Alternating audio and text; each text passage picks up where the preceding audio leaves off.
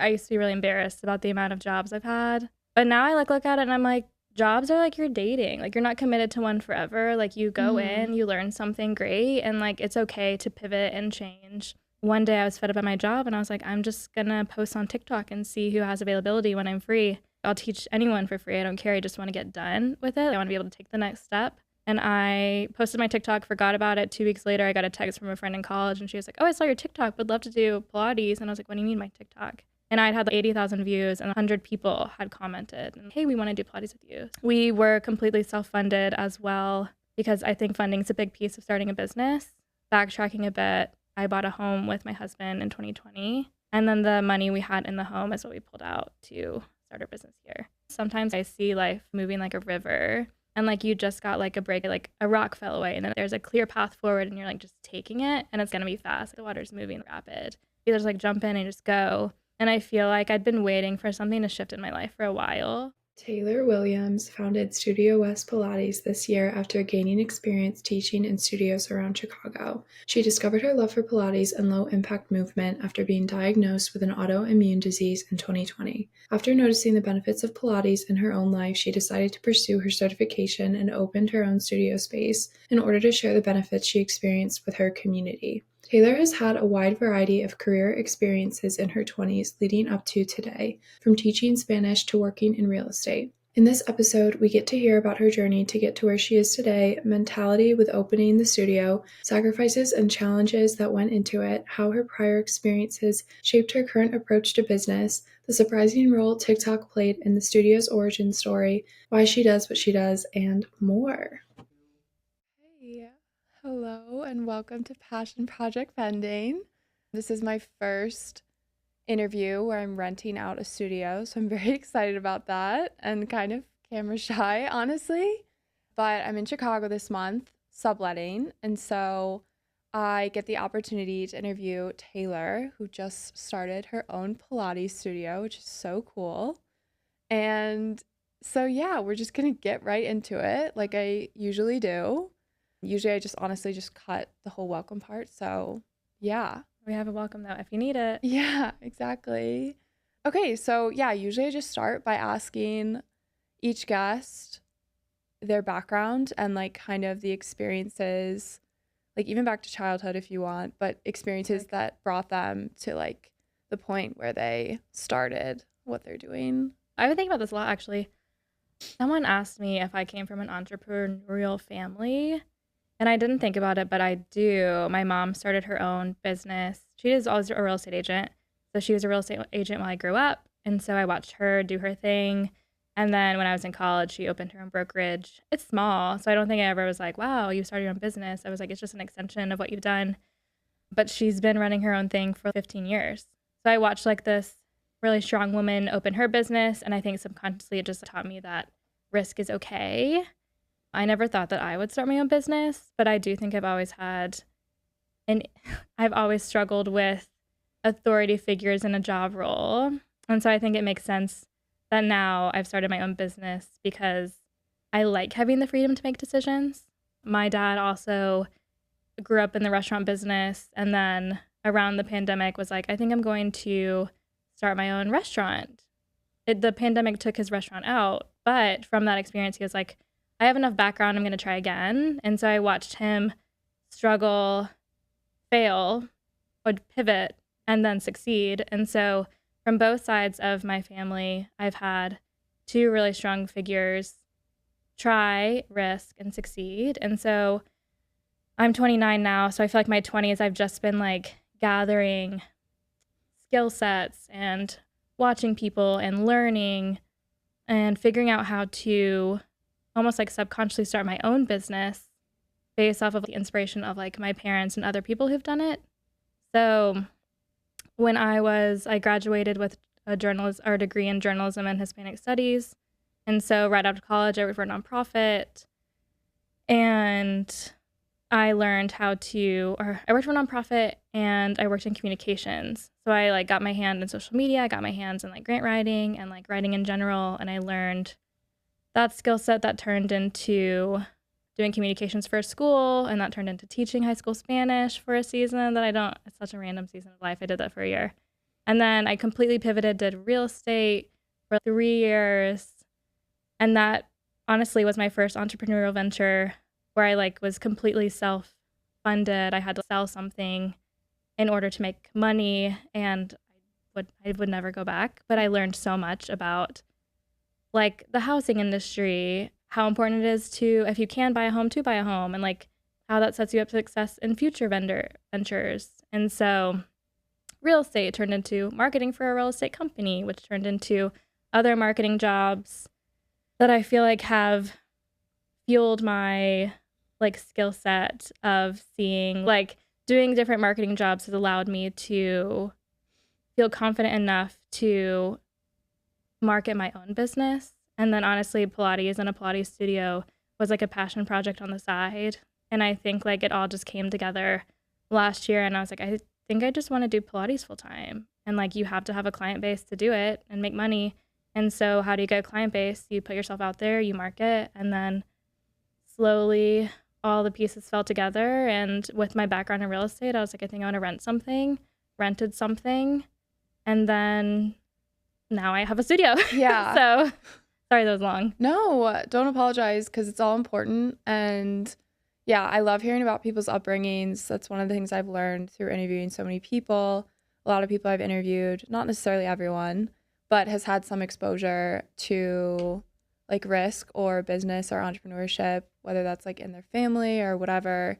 And I think that definitely helps, because I think upbringing and the environment you're brought up in definitely has an effect on what you see as possible in the world. Yeah. So having a little model of it can be helpful. And then also everything you shared about your different experiences and how they all have come into play with this latest venture is very relevant as well. And it's also very like coming off of like my latest interview talking just about 20s. It's like nice to hear that everything you do, even though like you might not love it in the moment, or you're like, where is this taking me? I'm lost, etc. Like knowing that it will like come to serve you in the future in unknown ways is like comforting.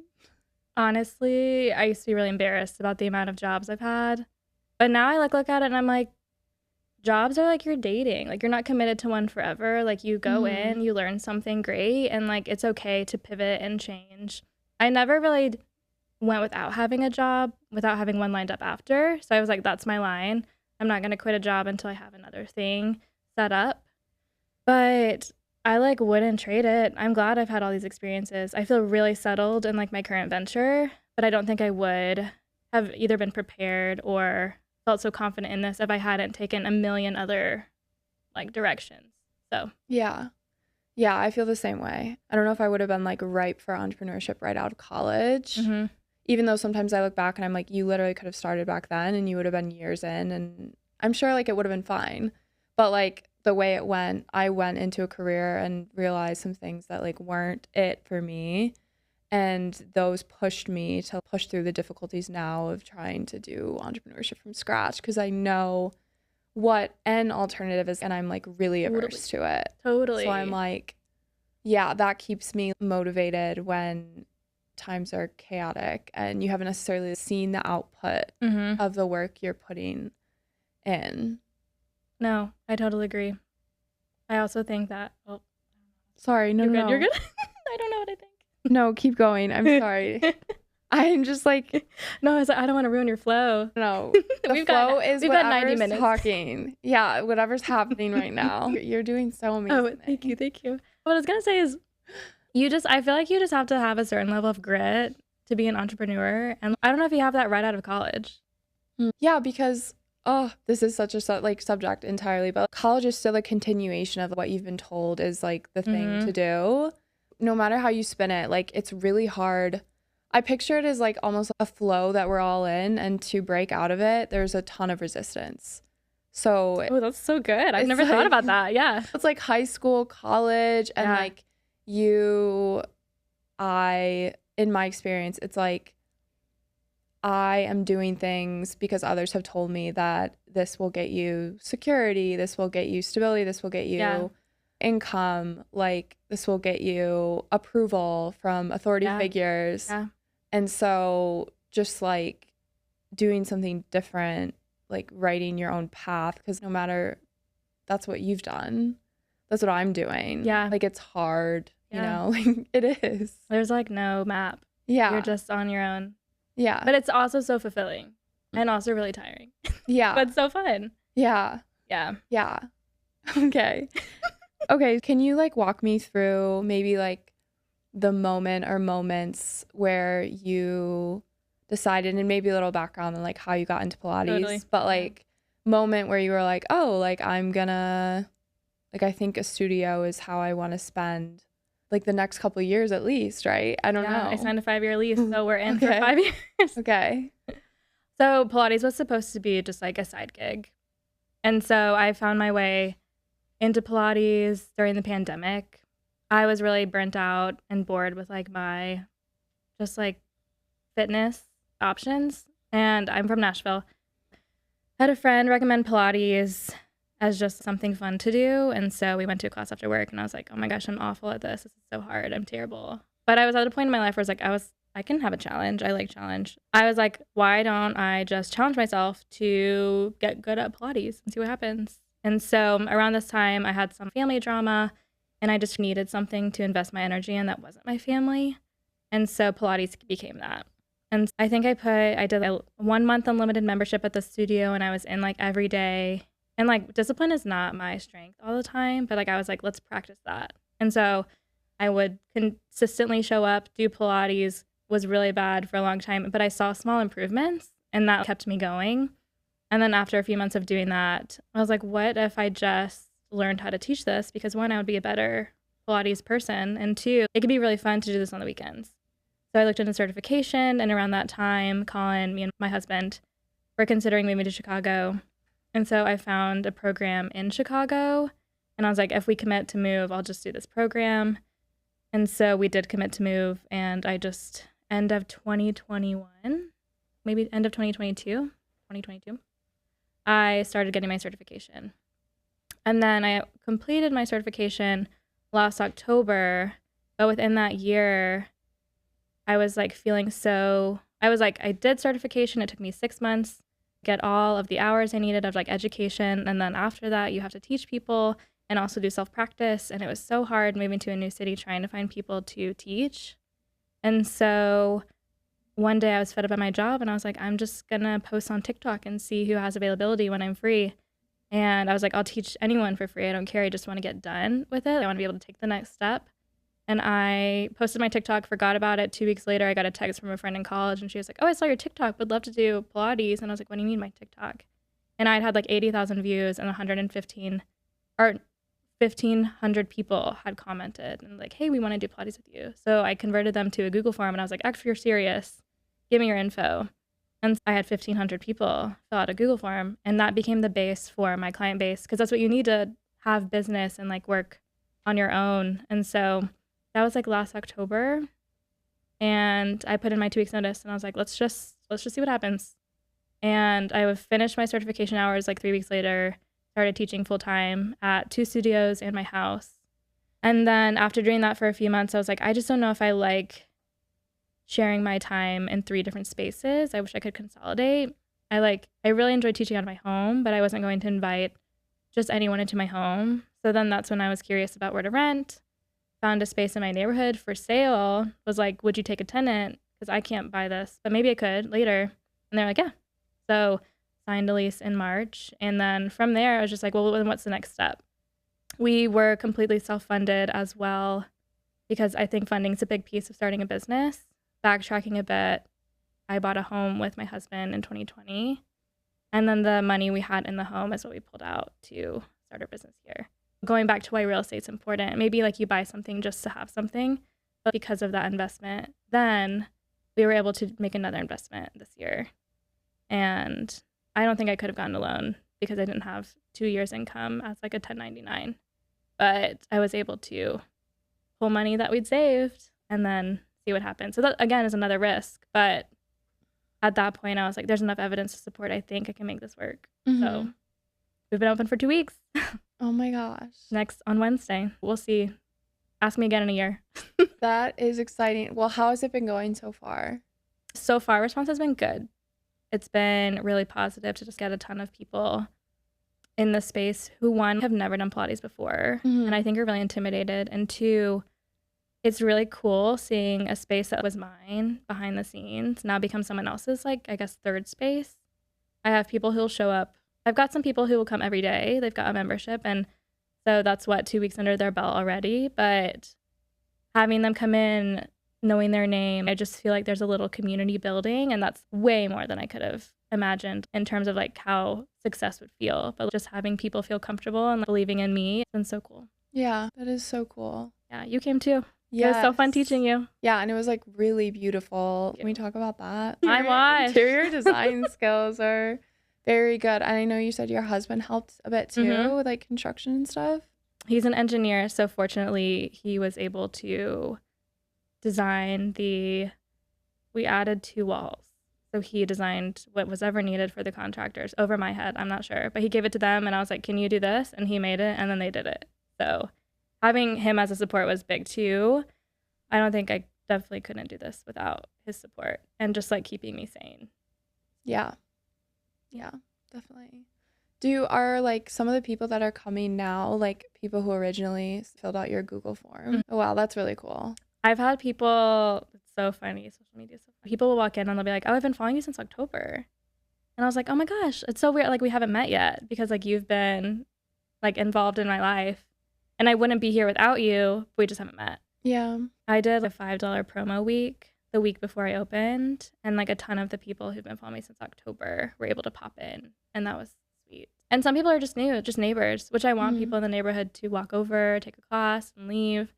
It's cute, it's fun. I live in the neighborhood, so I get to know my neighbors. So I just feel like it's going to become whatever like the community needs for it to be, and like I'm just open to seeing it unfold. So I love that. It's so cool.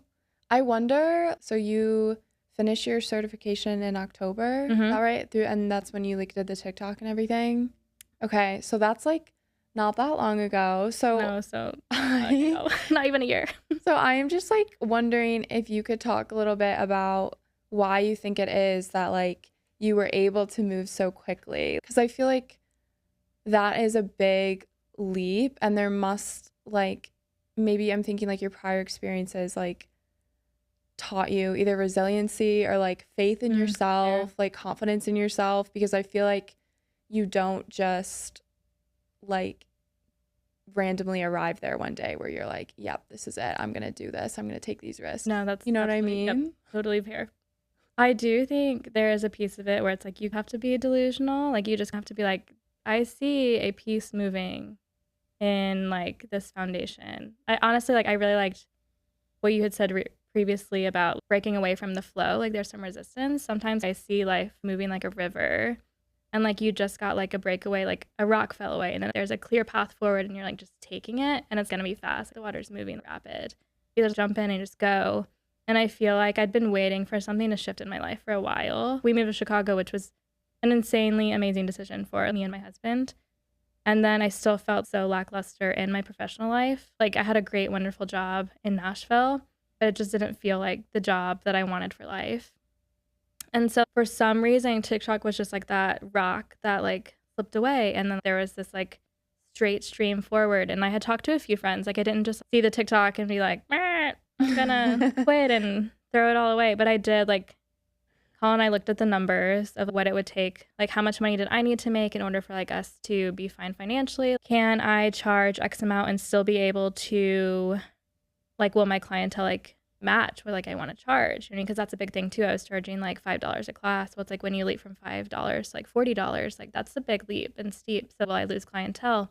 And I talked to one of my friends who works in advertising, and I was like, I just feel like there's momentum here. And a lot of people say like when you're starting a business, people really identify with the story. And I was like, I feel like there's a story here that I can just like kind of go with.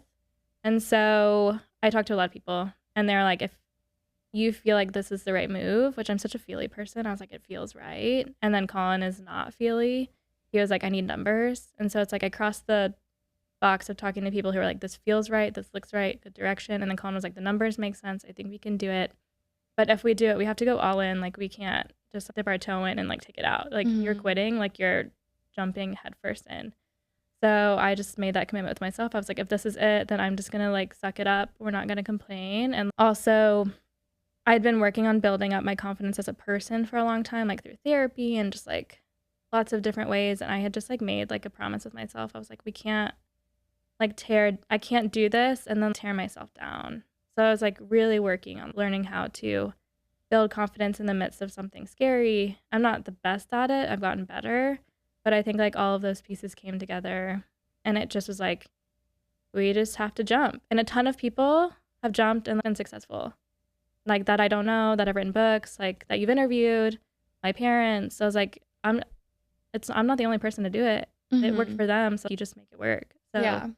I don't know. And then like slightly just like delusional. Like it's just gonna work. It has to work. Yeah, definitely. Yeah. Yeah. It's so scary though. It's so scary. I know. And yeah, like leap and the net will appear kind of vibes. And I've also been moving in that direction. And I have a couple thoughts on this. One is say, obviously it's an uncertain time. Say things don't go to plan and they fail, or I don't know, you end up without money, whatever that looks like for you. I don't know, worst case scenario. Yeah. I've heard lots of stories about people having these quote unquote moments of failure or whatever, but it's like they built it all back or they had the lessons and from those failures, and it's what like those lessons are worth something too. It's like a different currency, because someone like just like a random person off the street, like they're not going to be able to do what you're doing now because you've had all these experiences that are relevant. And that's like really vague, but it's just, I don't know, like thinking about the lessons, and that's also worth something. So like the experience of what you're doing now, like that's going to be worth something inevitably. Yeah. And then, like the delusional aspect and like the faith in yourself, I'm not going to dip my toes in. That's also really relatable. We talked about that earlier. And one thing I've learned over the past couple of months, like, so I moved home and like I was trying to explore all these different things to see what I would like doing, but it's been so disheartening and like exhausting, like balancing my time between a million things and not really making huge progress in any one direction. And I've learned the importance of like focus and like going all in on something, or just having that clarity. So every week, every day, like you know what you need to do. There's no like confusion there. And it's just like easier. Like you're just in flow. Like this is what I need to do. Like clarity. Like that's really valuable. If you figure that out, let me know. That's so hard. Do you watch Ryan Serhant's real estate show just came out on Netflix? No. He is like one of the top agents in New York, but he posted his like daily schedule on Instagram, and it's literally like 15-minute chunks. He's like here and here. He's here. Like every minute's accounted for. And he's like, if I don't do this, like I will not be successful. And he was like, I'm not the most talented person out there. I'm not, but I will outwork anyone. And I respect that, because I think that takes away like the idea that you have to be the number one best person at whatever to start a business, to succeed. And it's like, no, if you work hard and you can figure out how to prioritize the right things, like you will succeed. It just takes time. Yeah. But organization and focus, that's when you're an entrepreneur, like you're literally doing 10 jobs in one. So if you got tips, let me know. No, I mean, I think I also have come to this perspective with this whole thing, because like I've heard the advice like, okay, like literally audit your time, see where you're spending your time, and block it out in advance. I've tried, I've failed so hard, but I think it's a muscle. I think it takes time. And also, if I'm going to be blocking out my entire week with no wiggle room, I'm going to need to know why I'm doing that. And I think right now I'm exploring, I'm like messing around, I'm like doing random things. So it's not like that. It's messy and chaotic, and there's like gonna be room for improvement and like reforming, but it's okay if that takes time. I also think like it's important to mess around, and like, honestly I feel like I messed around with Pilates and I was like, let's just see, and then it worked out. Oh wait, I didn't. I tried a million other things. Like I tried hot yoga, not for me, so hot, gonna die. But I did all these other things that like no one really sees to get to a point where I'm at now. Yeah. Like, that's the case for you too. You're just like in the middle of it. Yeah. Like you are in the mess, but like you're documenting it and you're learning. Mhm. I think that's sick. Thank you. Yeah, you're welcome. So much. What sort of things, if any, do you feel like you've given up to do this path? Ooh, wow, that's such a good question.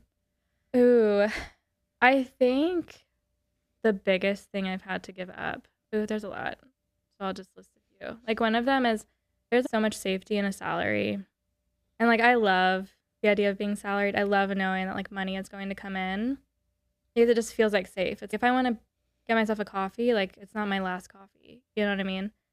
So I've had to give up like that sense of like security and like financial security to hope that like maybe I can build a better sense of financial security. That's so scary. I think that's probably one of the biggest things people have to battle.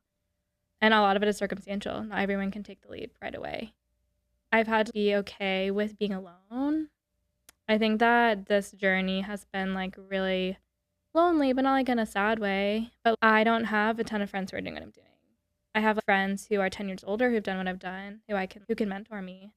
But I don't have a ton of people who can relate immediately right now. I do have Colin, and again, he's my support in that way. We do this together, but I've had to like kind of like step forward and be like, it's okay to like be alone, which is very scary. And then like my schedule just is at the mercy of whatever the job needs right now. So it's like it's Chicago summer, and there are weekends when it's like we were painting, and I was like, I want to be at the lake right now. Like my summer is so condensed within what Chicago will allow. Like you get 3 good months. You probably understand in Michigan too. And I was like, we're just gonna give up this summer to whatever the business needs, in the hopes that maybe next summer or the following, like I can have way more things than like I have now. So I think like it's just like I feel like I've given up my idea of what was like normal, and like to redefine like a new normal. And it's still hard and weird. Like my days are long. I work when people are off work, and I'm not working when people are at work. And that's lonely. But I think like over time, like I'll build a community of people who are like me. It's just like right now, it's small. But I think like, again, it's a muscle you flex, and it's like, I know that it will get better. Mm-hmm. I don't regret it. It's just different. Yeah. No, I'm really glad I didn't skip that question, because I think that's such an important thing for people to understand, because it's, yes, you could be doing something really cool, and that you're really like, you chose it and you wouldn't trade it, and you're there and you're committed, but there are things that like are not ideal about it. But you knew that more or less, or maybe you didn't, but you know it now, and you're like, I'm still here. It's I think it's really easy to look at what other people are doing. Especially, I'm a full-time Pilates instructor. Like, that's the dream of, like, some suburban moms. But when the reality is, it's, like, it is a dream. But, like, with it, it's not all, like, flowers and roses. You're going to have to get dinner with people Friday night and wake up at 6 a.m. Saturday so you can be ready to teach. You know what I mean? Like, you can't always go on vacation that you want. You really are at the mercy of other people's schedules. And I think people don't see that. And some people don't have to. It doesn't have to be your full-time gig. And if you do it part-time, wonderful, lovely, but you're still working a long day. So pros and cons. Yeah. And also I see it as I'm making sacrifices now so that in the future I can have built the experience and like brand or community or whatever I'm building, so that I do have more freedom, but I'm also doing something that I love. So that's why I'm here. I know that you just have to go through like the chaos, the learning, the failing, whatever, like the working a lot. And I think it's like challenging and what you said about the loneliness, like I also, like, I feel that it's almost like there are people there, but then you want, like, it's nice to talk about, relate to people on the entrepreneurial endeavor. Yeah. And so naturally in my previous life, I was just working a 9 to 5, and it was like things I would talk about were different, but now I'm looking to talk about what I'm experiencing. I'm going through so many like changes, and like I'm having realizations, and I'm encountering challenges, and I want to talk about it with people. I also am like also looking for people who have been where I want to go. Totally. Yeah. So it's hard sometimes. I've heard like entrepreneurs say this, but it's like that space between like where you were and like but you're not quite at the level yet where you're like surrounded by all the people who have gone where you want to go or whatever. It's like this weird chasm, the in between. Does it have a name? The in between. That's fair. What is it? Someone talked about the cringe mountain. This is not the same idea, but where it's like when you're at the bottom and you want to go to the top of this mountain, you just have to do all these things that maybe feel, and social perspective, cringe, putting yourself out there, or just in life, like embarrassing or like scary, and then but you have to climb it, and then you get to the top, and you're like, oh my gosh, there's all these people up here that already did it, and as you climb, it gets more comfortable. But yeah, the in between, I don't really know if people talk about that a lot. I feel like you see someone who wrote a book and they're already on the other side, and then they talk about, oh, I went through all these things. Yeah. I'm not in the middle. I do feel like this is a middle space. Yeah. And that's really cool. I'm in the middle. Yeah. I'm like getting closer. I'm climbing a mountain. Yeah. But the middle is like incredibly uncomfortable. It is so uncomfortable every day after day. Yeah. But I guess it builds resilience. So I keep being told and believing and whatnot. But yeah, no, that's what I hope to do with this. And it's like, yeah, like, did I dream of being like a podcast host? Like, no, but we're figuring it out. Like, we're putting one step in front of the other, and it's uncomfortable sometimes. Yeah. You know, like very putting myself out, like very. You are the host. Putting myself out there. You are hosting. But. Feeling it. Thanks. You're welcome. But yeah, it is uncomfortable. In your experience with Pilates before, because I know you got into Pilates and then you decided to do the program and then you started teaching, what were some of the things, just curious from your perspective and your experience, that you noticed with other studios that you liked or didn't like, that you kind of like take with you? Some you're like, oh, I'm going to leave that, not bring that. Yeah. That's such a fun question. I feel like I've always been a researcher behind the scenes. So I feel like when I was considering opening my own space, I was like, what are people, even before then, honestly, when I got into Pilates and I realized like there's this whole like subsect of the fitness world that I feel like is a lot smaller. I feel like Pilates is having like its moment right now, but even it's still small. There's not a ton of studios in every city. I was into my experience in Nashville. I really loved the intimate, small environment of a 6 reformer studio, which is what I got started in, which is what I have now. I felt like it allowed me to get to know instructors, and the instructors weren't intimidating. I felt like they were like Orange Theory. If I go to Orange Theory, I'm not built, I'm not bulky, I'm not intense, I'm like soft, and I wanted a space for myself. And I'm also not always a yogi in terms of I think I didn't feel like enough, like spiritual enough to be a yogi. I really value yoga now. And I think I'm putting it in a box. So I do want to clarify that. But that was just my perspective back then.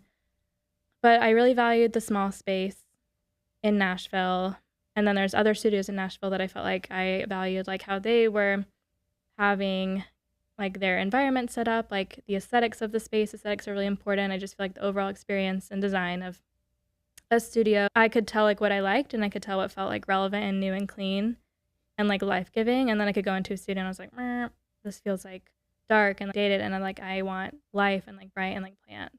I researched studios in Australia. I researched studios in New York, LA. I met along this Pilates journey. I've connected with a studio, not owner, she's an instructor, but she has quite a large following in Connecticut.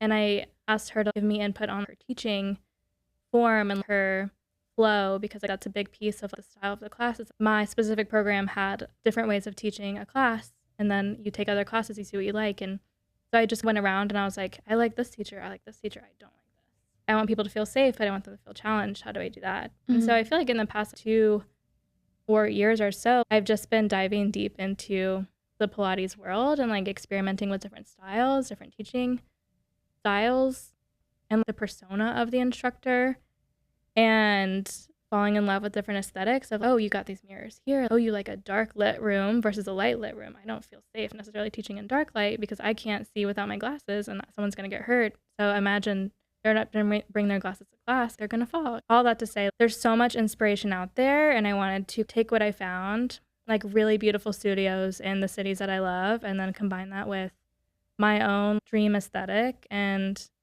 I've had a lot of friends say, this feels just like you, like this, the way that it's laid out, like the colors, all of that, it feels like you. And I was like, I love that it feels true to me, but also it definitely pulls from other places too. So. Yeah, That's so cool. Yeah, no, I love hearing about that. And it just seems like what you've built is like a reflection of you and your experiences, which I think are always like the best, most special, unique things when they're just like a reflection of someone's like insides, all their thoughts and everything. Yeah. That's so cool. Have you had any major setbacks you've experienced, and how have you overcame them or it, if there's a singular one? I'm trying to think of anything good. I honestly, you can like kind of tell my whole journey with Pilates specifically. I feel like I've just been following like, the open doors. Matthew McConaughey wrote his book Green Lights. Have you read that? I'm obsessed with it. But I just feel like I was looking for green lights, and so it's just opening doors, whatever. We almost signed a lease at a different place, and I just didn't feel good about it at all. And unfortunately, like that didn't work out. She sent us a lease that was like literally insane.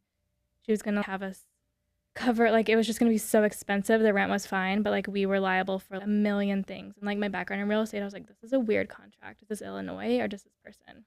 It was just this person, because now the space I have, fortunately, is like new construction. So the HVAC was brand new, and that's something that I have to cover. So it's okay. Like I'm not gonna be on the line for as many things as I would have in this other place. But I was like devastated with the other place too, because I was like, why is this so hard? I want this to be my studio. It was actually across the street from my house, and I was like, oh, how picturesque. Like I just walk across the street, go to work, come home. But I love my space now much more than I ever did with the other space. A big setback we had was we were really worried about being in, I don't know if it's a setback as much as it was just like an interesting place to be in. We were really worried about being in a residential building and having people live above a fitness space. And so I think it took a while for us to get the neighbors to come around the idea of like, we're not going to be a loud fitness space. You don't have to worry. And so that was just like a weird thing to navigate. I think another setback was we were really worried about like the timing of everything. Like we had to do some minor construction projects inside, and it's like one of our contractors, sadly, his mother passed away in the middle of construction. And so that was a setback. We had to find other vendors in a city. We only knew 2 people who could help us with things. We scoured the internet, found some people, and everything, our set timeline was probably 2 weeks behind what we wanted, but that's minor. And then there were some things that were like 2 weeks ahead. It's just one of those things where the biggest things without our control or outside of our control were shipping machines across the country, across the world. And then also like, when's our paint going to come in? Is our paint going to dry? Oh, we did have the toilet above our unit flooded. And so we had to tear the ceiling apart. And it smelled like sewage for a few days, a few weeks. And then there was mold in the space. So we had to clean that out. But fortunately, no major setbacks. Not yet that I can say.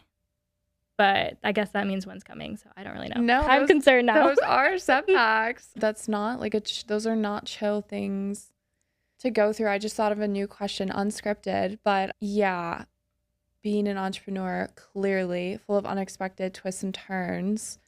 In my opinion, with my experience, not the normal amount of stress that everyone experiences day to day, because the rate of change is so high. Yeah. And you have to be adaptable, and you have to just be okay with uncertainty, which is not always normal or comfortable.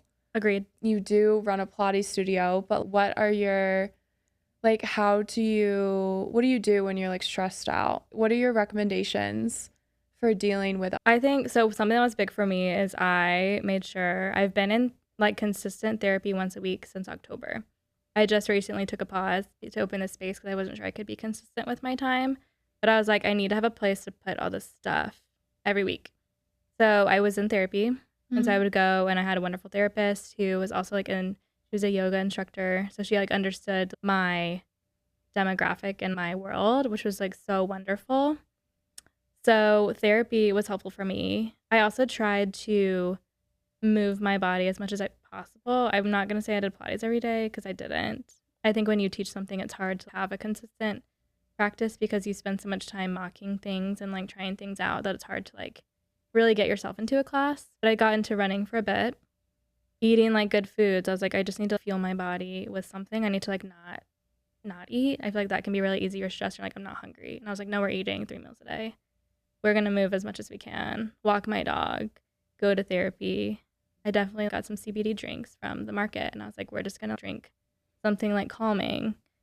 And then yeah, like I tried journaling. I just tried anything that felt like expressive. I love showering. I'll sit in the shower for an hour, and that's like where I'll like decompress. So I was like, we're gonna shower every day, whatever. This is good for my body. But in terms of like stress, like everything, like something different works for everyone. But I was like very committed to like, I can't fall apart when it opens. So it's because the business needs me to be okay. I just had to figure out what would make me okay. And that was like movement, eating, sleeping for sure, and therapy. Yeah, that's helpful advice. Yeah.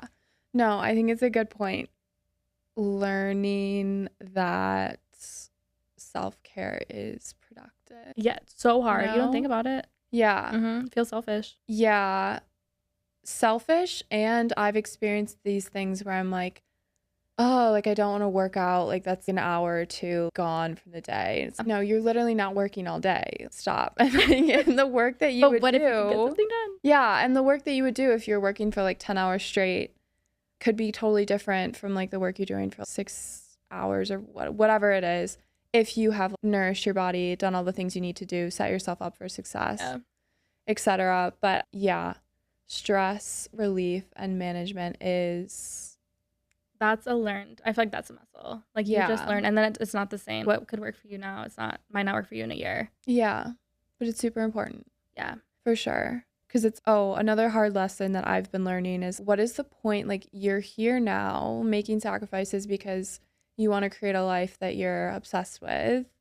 Yeah. And what is the point if in the process you're like just unwell? Yeah. Yeah. So that's a hard lesson to learn. Anyway. Okay. What are some common misconceptions about Pilates studios? Oh my God. Whoa. What a question. I feel like there's a misconception that like okay, I'll say things like I didn't realize because that feels like a misconception. One is a lot of times you're teaching by yourself and then you go home and then you come back and you are working alone. So even though you're part of a team of instructors, it's hard to still connect with them if you're the only one teaching a class and there's one instructor in the space at a time. And unless you are really intentional about building community with other people, you do find yourself in like alone as a teacher who's just navigating the Pilates world alone. And so it's like I didn't realize like how intentional I would have to be, one as an instructor full time, and then on the flip side how intentional I want to be like with my other instructors on having community of like collaboration and just like support. Like it's hard because you are teaching, like you are invested in multiple people unless it's a private or unless it's one-on-one for a full like hour straight, and that can be really draining. So I didn't realize one like how tiring it can be. Like it's so fulfilling on one side, but like you're attentive looking at someone, telling people what to do for a full hour. And so I think like I just didn't realize how tiring the job could be. I was like, oh, I'm just teaching. This is like what I can do in my sleep. And it's, oh wow, I just taught 4-6+ hours today and I'm so tired. I think another misconception is Pilates is easy. I think a lot of people think that Pilates is just stretching. You do have to, like a lot of times Pilates and Legree are like compared to each other. They're different styles. I feel like they're cousins. They came from the same place and are different. Or Legree is a little different. But most would be like, oh, Pilates is easy compared to XYZ. And it's like, no, if you do Pilates correctly, like it was created by someone who was in the military. There's a lot of rigidity and like strength that's needed to do so much of these exercises. Flexibility, I feel, is a common misconception that like you have to be strong to be flexible, or like vice versa. Like you have to really work on improving your flexibility and like growing your muscles. Like there's so much that goes into Pilates, and like I want people to feel challenged in my classes. Like that's a teaching style that I bring. And so I was like, no, you're gonna come to my class and like you're gonna work hard, and I want to make sure that you feel the value of the exercise and learn about Pilates as it is. And then one more thing, I think a misconception is that it's like easy from a masculine perspective, and like I actually love teaching men and exposing them to Pilates because like I feel like they're the ones who always are like, no, it's too easy. And then they get on a machine, they're like, oh my gosh, I haven't moved these muscles in like years. So it's still like a world that I feel like until you're in it, you don't understand it. But then when you take a class and like you really learn more about Pilates itself, you're like, whoa, like this is something that I actually can do like forever. Like I love it when people of all ages take my classes. Like I have someone in the neighborhood who is like a bit older and like one of my favorite people to teach, because I think it just shows people like Pilates can be a lifelong practice. It's not something you do in your 20s and like, done. Yeah. Like, no, you can do it like 50, 60, 70, 80, 90 if you're into it. Yeah. Yeah. And I really like how it's like low impact. Which is really valuable, and I've been learning about on my personal health journey. Oh so good for women. Yeah, like low stress on the body. Very good. I feel like you've touched on this, but what do you think is the most rewarding part of it? I think like it's changed for me since I started teaching full time. Like I think there's two pieces. It's what's the most rewarding part teaching Pilates, and I think it's like having people like come in, do something hard, and then leave feeling really good about it. I'm like, oh, I helped you like do something maybe you didn't know you could do. Like I love teaching beginners and like exposing them to Pilates and showing them that it is like a very attainable exercise for all bodies. And then having someone do that and be like, oh, I loved it. That's like my favorite. Like someone after their first time, I'm like, how was it? And like, I loved it. It was so much better than I expected. That's like really rewarding, because I think it reassures me I'm not crazy. I love it. And you can too. As like a business person, I think the most rewarding piece like has been like people are coming to the space. Like I'm also crazy. Like this business that I had in my head like came to fruition, and then like people are spending their money at my space. I think I'm just like very aware of money and the value that it has to people, especially like in this economy in this country. And so for someone to spend their money and like time with me, I like don't take that lightly. And so it just like, I think that's like the confidence piece we were talking about earlier, is like I did have a hunch, and like I trusted that hunch. I trusted myself, and then the trust in myself led to this big thing. And now I feel like I can trust myself more, because like I've gotten myself here. Yeah. And so it's like, where else can we go? And then other people trust me. And so then it just, I think my confidence has like peaked. It feels like, no, like I can trust myself. I can like be a good businesswoman. Like, does that mean nothing's going to go wrong in the future? Absolutely not. But a lot of things have gone wrong, and I'm still here. Yeah. And people still believe in me. And like, I think the first year is going to be, my dad was like, the first year of owning a business is just staying afloat. He's like, just surviving. Like, you're doing great. And like, hearing someone else say you're doing great, I'm like, thank you. Give me all the verbal affirmation. Yeah, it's been, right now I feel very proud, I think, of myself. And yeah, I'm just like excited. I'm like equally terrified too. I'm like, what happens tomorrow? But like, that's for tomorrow. Like right now I'm really happy and proud of that. Yeah, you should be. Thank you. Yeah, no, I'm like so obsessed with the whole idea that it's like, oh yeah, like I thought this up in my head and I built it from literal scratch, and it never would have been a thing if not for me. And it's so cool because like so many things started that way. Like this country. Big things. Everything. The iPhone. Yeah.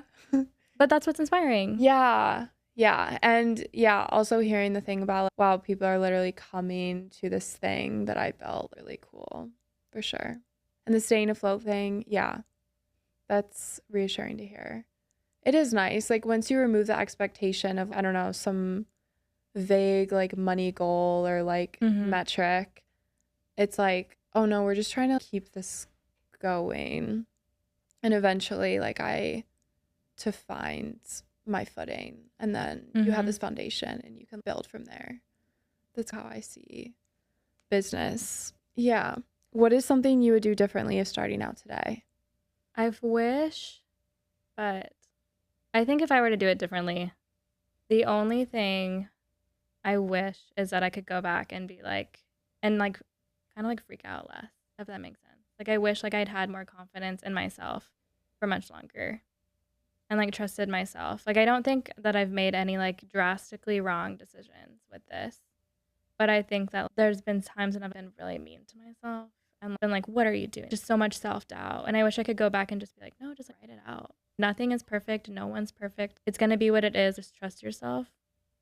If I could do it differently, I think I'm proud of every decision I've made, but I do wish I'd just been more trusting in myself to just see it through.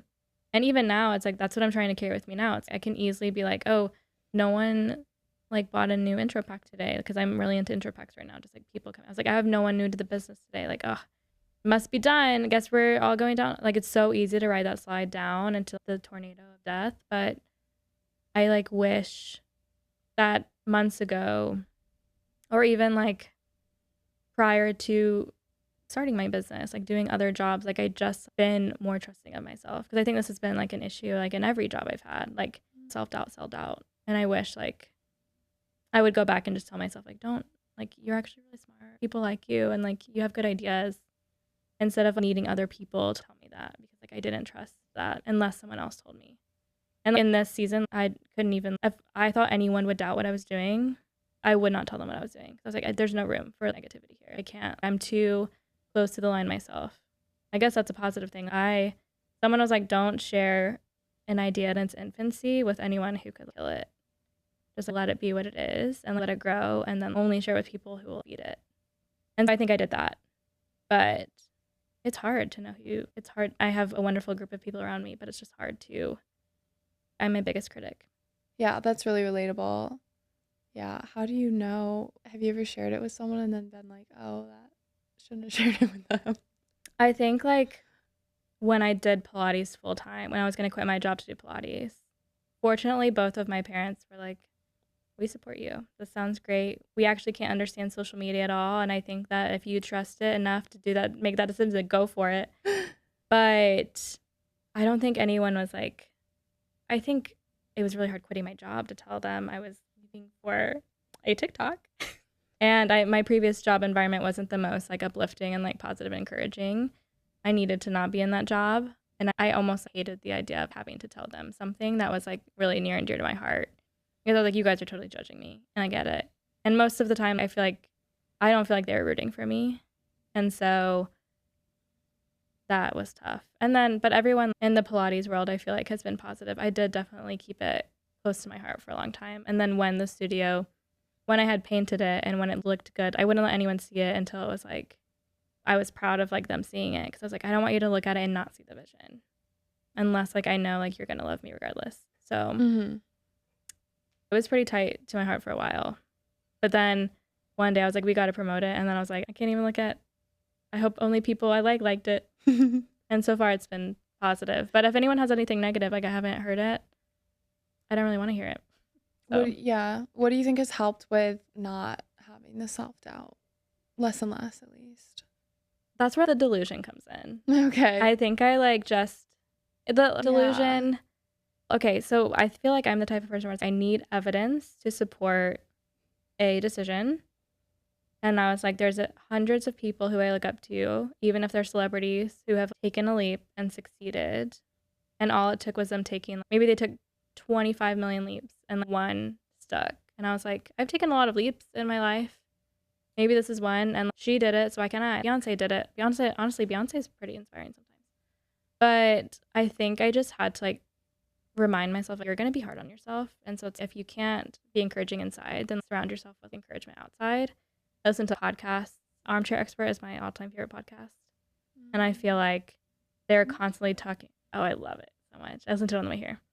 I feel like they're constantly interviewing people who have a story of success.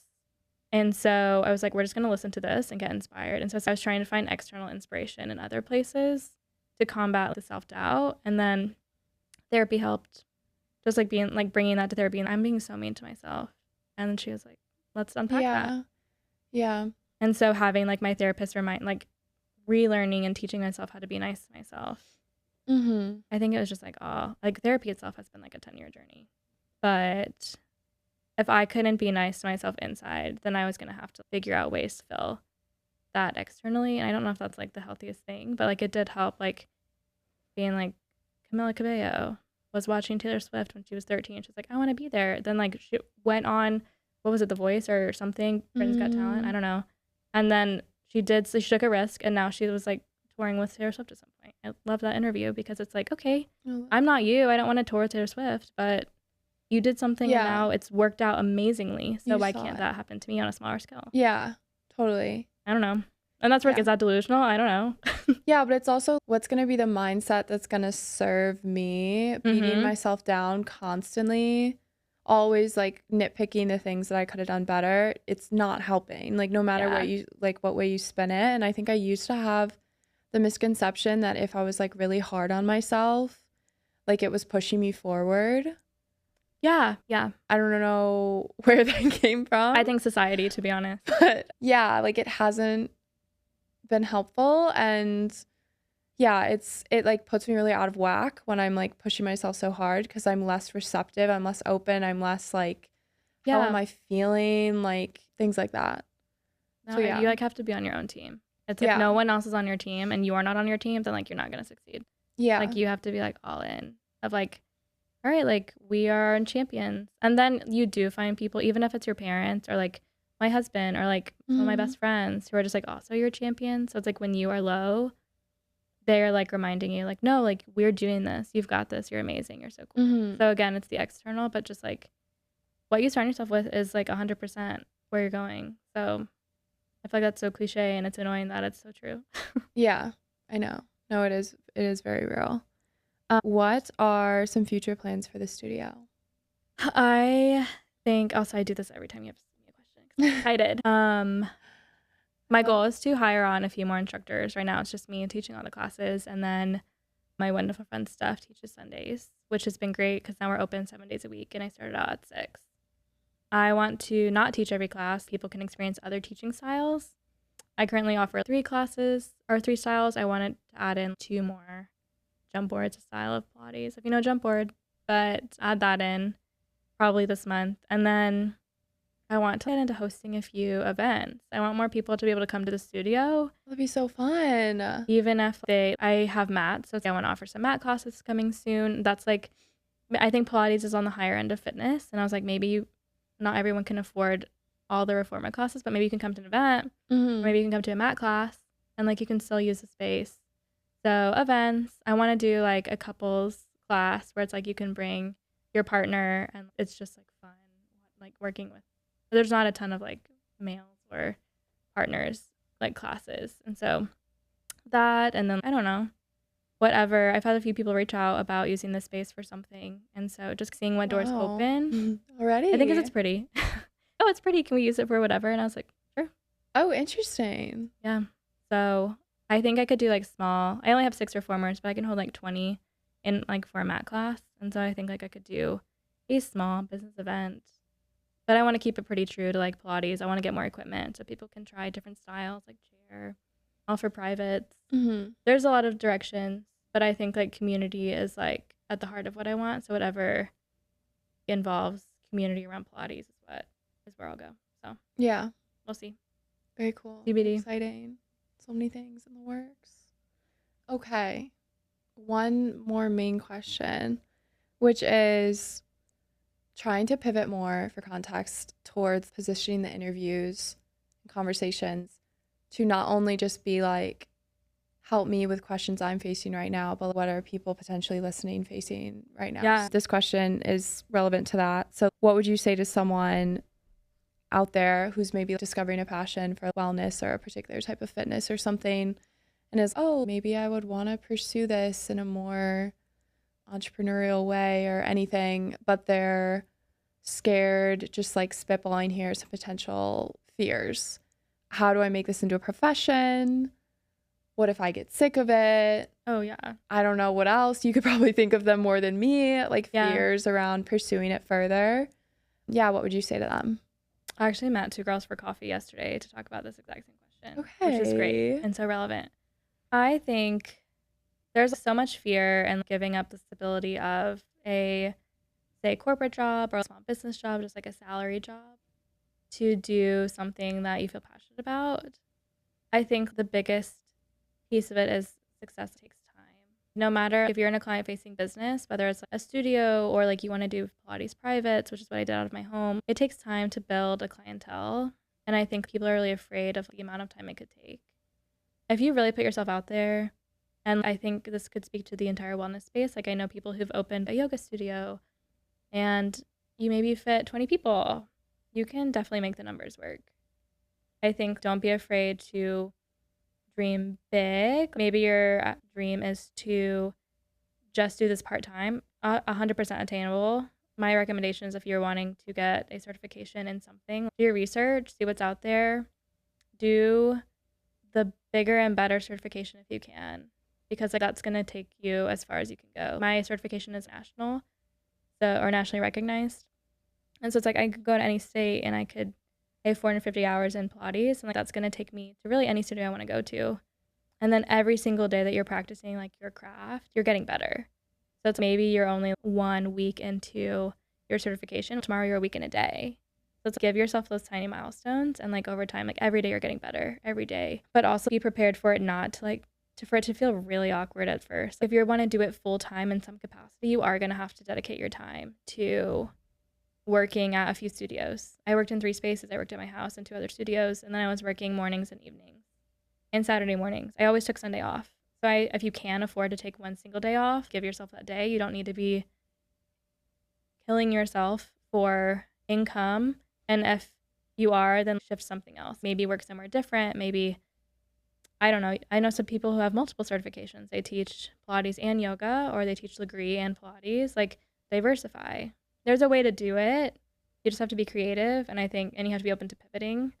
But if it's something that you're wanting, like, I don't know, I'm sure you'll tag me in this video, like reach out to me, and like I want to give people advice. I want people to feel like they have someone accessible to ask questions to, because I have a mentor now who owns a studio in Lincoln, and it's like I'm able to talk to her and ask her questions. I have another person I reach out to in Winnetka, and she owns a studio. They're different styles of studios, so don't be afraid to ask questions. All I did was slide into one of their DMs and I was like, hey, can I pay you for your time?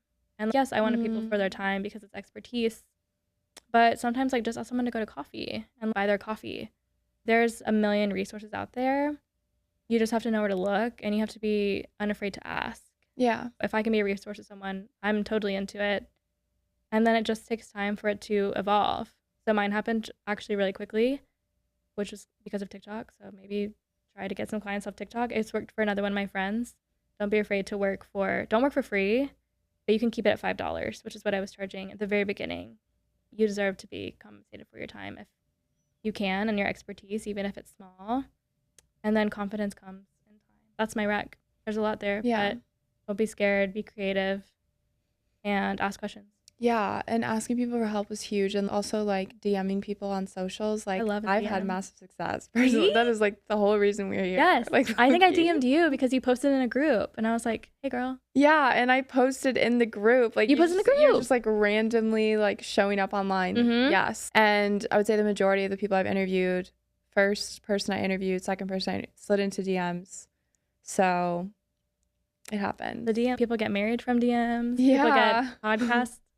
People from so many things. And social media is huge for sure. Like you said, you've used it for your Pilates thing and just in general.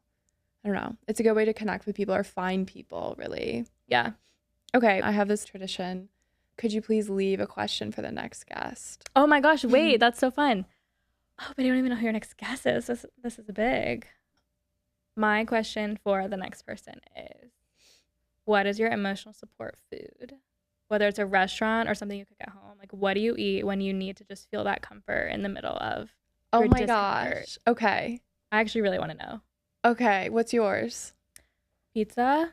Okay. From this place in West Loop. It's called Forno Rosso. It's like Italian baked pizza on a stone. I'm totally butchering it. It's the best pizza. They have this pistachio sausage. Like it's pistachio pesto pizza covered in this local sausage on like gluten-free, because I'm gluten-free, and so it's I love pizza so much. It's so hearty, and I just get sick eating it because it's so delicious. Okay. It's either pizza from that place or absolutely chicken wings and fries. Okay. Yep. Okay. Love fries. Yeah, me too. Okay. It's such an interesting question. I feel like now I'm gonna go off topic, but like I've been like obsessing over this topic recently, like emotional support food. Is it bad to use food as a coping mechanism? Or is it not? And moderation on all things. I know, I agree. And it's like, it's nice to just be like, you know what? This isn't perfect. Whatever. It's not a salad. Yeah. What's yours? Oh my gosh, I have so many. I just love chocolate. Yeah. Lately, bread has been tricky not necessarily that, but lately it's been like salty snacks too, like a good mixture of sweet and Love salty. chips. Yeah, like Trader Joe's. I got a lot of good stuff. Big snacker. You need snacks. See, again, Mhm. it's like when you're totally invested in something and everything else is hard, don't deprive yourself of something tasty. I mean, This is why it's been on my Yeah. mind so much, because it's been going through a time, and I'm like noticing extra, like more like, where do I go to when I'm really stressed? Yeah. What do I do? What are my like default coping mechanisms? Because you got to be careful, you know, Yeah. with your coping I don't need to eat my mechanisms. pizza every day. Yeah. But also to make a rule that you'll never go there is quite depressing as well. Oh, it'd be so sad. Yeah. It'd be so sad. I'm trying to think of something that could get dangerous. I think coffee could get dangerous for me because too much caffeine makes me go insane. Mm. And so if I use coffee as like an emotional support thing, like I was having multiple coffees in a day, but that's because I was like, when I was painting 10 hours a day, I was just tired and I was like, give me whatever. I was like, we need to step back from coffee because it's not good for your mental health. So I was like, limit 1 cup a day. Like one today was a venti with like half decaf, but whatever. So I think like limiting coffee to the morning, I still get my emotional support coffee because I need to survive, but it's not at 3 p.m. when I literally have the jitters and need to sprint to feel normal. Yeah. But limits, but I love a good brownie. I love cookies. We Ugh, actually don't love bake as much brownies. because I think we'll eat it all. But we try to have something sweet in the house. Yeah. I love baking. Life's too short. You gotta eat. Yeah. I agree. Okay. Those are all the questions. Great. That was so fun. That was really fun. Thank you so much. No, thanks for having me. Thanks for coming to Chicago. This is going to be great. Yeah. We'll have this recording. I know, this is so legit. Thank you to our podcast hoster, man. Yes. You did Thank great. you. Behind the scenes. I love it when they give the tech people a shout out. Yeah, I didn't even think the about podcast. I know. that. And then also what I love about this is like in the future, like you have a little like time capsule, like a time track of, oh, that's where I was now, like, you know. This was like in the birth of my business. I was talking about this is sweet. That's sweet. Yeah. I So love cool. that. Mm-hmm. Same for you too. Yeah. Same time next year. Yes. Let's do it. Okay. Okay. See you on the 1 year recap.